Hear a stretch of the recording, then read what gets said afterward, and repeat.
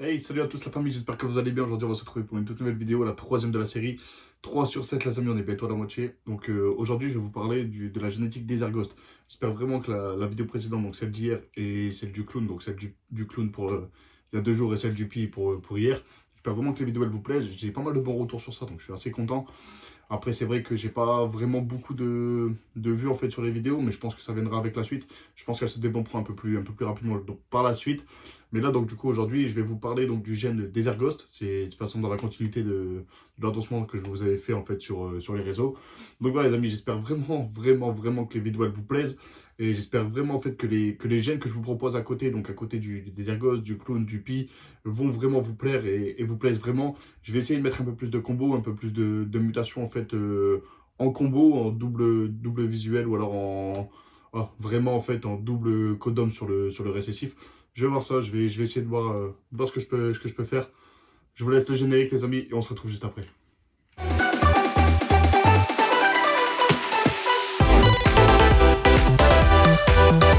Donc voilà les amis, donc je me suis dirigé un peu en miniature. Donc comme je vous disais, donc là on va parler un peu du Désargos, comme vous pouvez le voir en fait derrière moi. Donc le Désargos ça va être quoi? Ça va pas beaucoup travailler sur le pattern, mais ça va beaucoup travailler sur la couleur. On va retrouver en fait une couleur qui va être un peu sablée, un peu désertique, comme le nom peut l'indiquer. Le Désargos en fait ça va vraiment travailler sur une couleur un peu désert selon les souches. On va plus ou moins avoir soit des souches qui vont être assez pâles entre guillemets comme celle-ci, ou alors très claires comme celle-là. Ça va vraiment dépendre de la souche là. Plus on avance en fait et plus on trouve un peu d'autres meilleures souches en fait entre guillemets, on a vraiment en fait des argos qui sont vraiment assez colorés. Donc après tout va dépendre de la souche et tout va dépendre vraiment en fait de où vous allez chercher votre Désarghost. Mais le Désarghost en fait peut se trouver en fait plus ou moins sur une couleur un peu sablée, du pâle en fait au clair, ou alors vraiment quasiment pas très visible comme vous pouvez le voir sur celui d'avant. Mais en général, le Désargos, ça fait à peu près cette couleur-là, voire celle-ci en fait, si vraiment on trouve une souche qui n'est pas vraiment en fait développée en termes de couleur. Le gène qui va marcher, je pense, très bien avec le Désargos, ça va être le pastel. Contrairement à ce que j'ai pu vous dire pour le Pi et pour le clown, là, à l'heure d'aujourd'hui, le pastel, ça marche vraiment bien sur le Desert Ghost. C'est l'un des gènes, en fait, que je pourrais conseiller pour du Desert Ghost sans gêner pour l'avenir. Le pastel fonctionne sur quasiment tous les DG qu'on peut trouver. Ça fait vraiment en fait, une couleur en fait, très belle, une couleur assez claire. Ça vieillit super bien. Contrairement à ce que j'aurais pu vous dire en fait sur du clown ou du pi, comme je l'ai dit juste avant, c'est vraiment en fait un gène qui là par contre va matcher très bien en fonction en fait du gène des ergostes. Malheureusement, après, ça reste le pastel. Si vraiment vous avez d'autres chats, ça va un peu mal vieillir. Mais après, sur le Désargos, par contre, ça vieillit super bien. Le super pastel, donc la super forme du pastel, c'est exactement pareil. Sauf qu'on va avoir une couleur qui est vraiment plus flashy. Comme là, on peut le voir, un jaune très flashy, un noir très intense et une dorsale très délavée.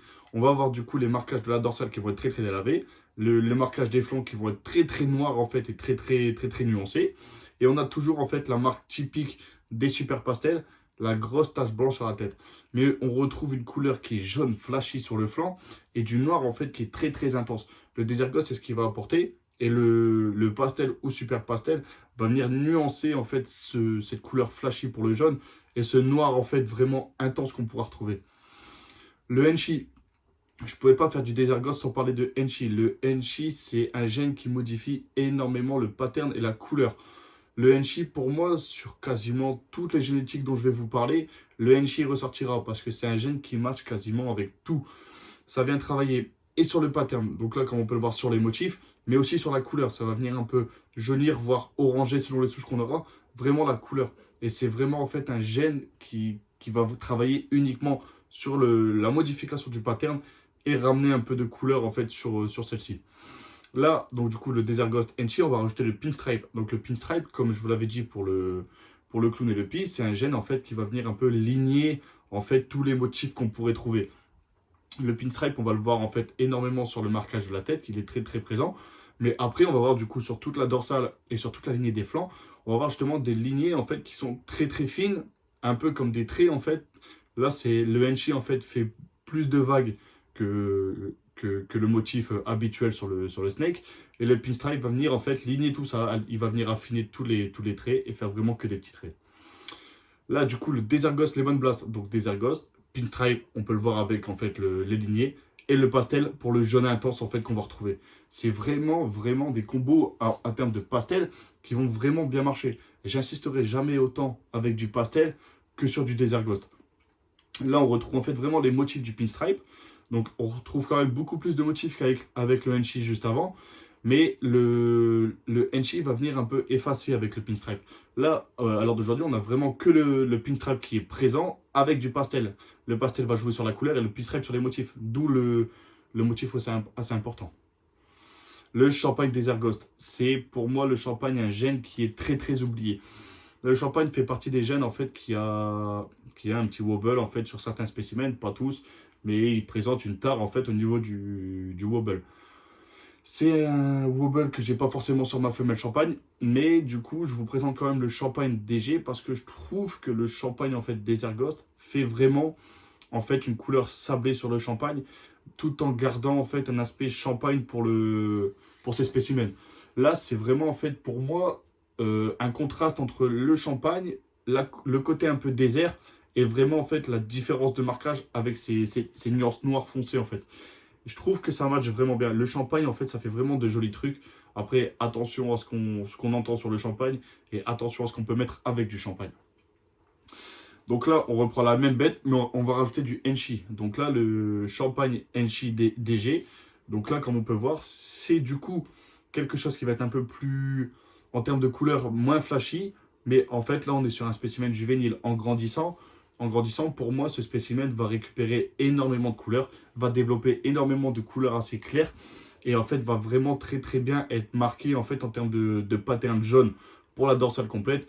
Le Desert Ghost qui va venir faire en fait une couleur un peu sablée sur les côtés. Et là, on va avoir une tête en fait qui est vraiment bien marquée. C'est le côté champagne. Donc là, du coup, le butter Desert Ghost. Donc le butter et le laisseur, ça va être à peu près le même complexe.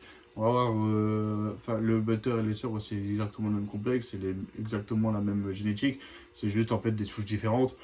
Sur tu as du Rokui, sur tu as du Roknon. Moi personnellement, je trouve que c'est la même chose. C'est la souche en fait qui est différente. Après, c'est un point de vue. Du coup, là, on va retrouver vraiment un butter qui est assez présent et une couleur en fait assez désertique qui va quand même rendre le spécimen assez beau avec un marron un peu estompé, mais par contre une couleur en fait assez vif en fait sur la dorsale et assez estompé sur les flancs. Le Desert Ghost Mojave. Donc le Mojave, c'est un gène qui est assez foncé. Donc ce qui va venir en fait carrément noircir en fait et faire en fait une nuance de noir en fait sur tout ce qui sera noir en fait sur le spécimen. Donc tout ce qui sera bien contrasté en fait ce sera vraiment les taches noires. Et après on aura vraiment en fait le rattrapage du Desert Ghost, donc de cette couleur un peu pâle ou un peu jaune selon les souches, qui viendra en fait se retrouver un peu sur la tête et sur toute la dorsale. Le léopard DG, donc le léopard DG, le léopard ça va venir travailler un peu sur le pattern. Le léopard, ça joue pas sur la couleur, ça joue sur rien du tout, ça va juste venir en fait modifier le pattern, en fait, d'où en fait un peu entre guillemets le léopard. Le léopard, en fait, ça va venir mettre un peu des taches, ça va déformer, déstructurer un peu le pattern en fait de base, et la couleur des ergos du coup viendra complètement en fait jaunir tout ça en fait. Ça fera vraiment un spécimen très très jaune en fait et très très coloré. C'est assez beau. Le Banana DG. Banana DG, donc c'est un peu sceptique, entre guillemets. C'est beau, mais attention après au combo que vous pourrez ramener dessus. On peut pas forcément, en fait, selon les souches, voir la différence en fait avec le DG.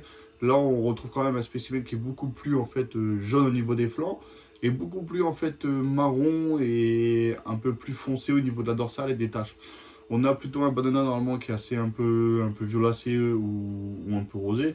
Là, on est plus en fait sur du marron et du jaune clair. Le DG GHI Lesser. Donc le butter Lesser, on l'a vu juste avant.